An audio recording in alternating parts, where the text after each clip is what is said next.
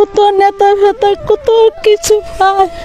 আমার এই ঘরটা কেউ দেখেন, আমি 7 বছর আমি এই ভাঙা ঘরে ছিলাম।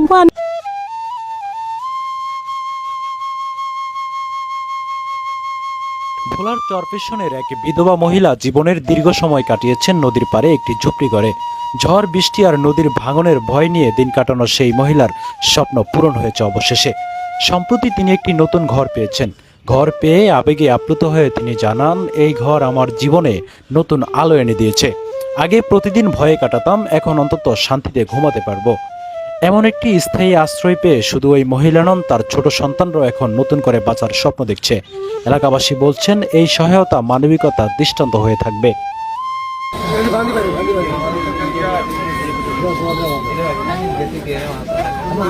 আমার ঘরটায় তো দেখেন কত লোকজন আসে যায়, কত নেতা ফেতা আসে যায়। কতবার আমি উপর জেলায় গেছি, ওই জায়গায় গেছি, ওই জায়গায় গেছি।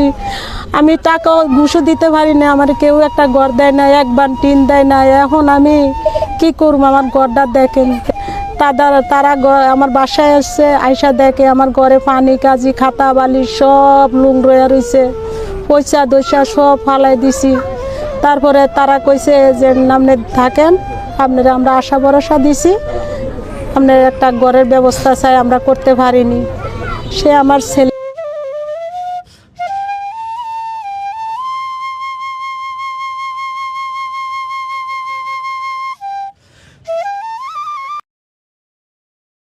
এই আনোয়ারা বেগম, বিধবা আনোয়ারা বেগম ঝুঁকির ভিতরে থাকে। পরবর্তী সময়ে আমি এই বাসাটায় আসি নিজে সশক্ত। তখন আমি দেখতে পেয়েছি যে এক পাশে পানি, এক পাশে উনি থাকতেছে।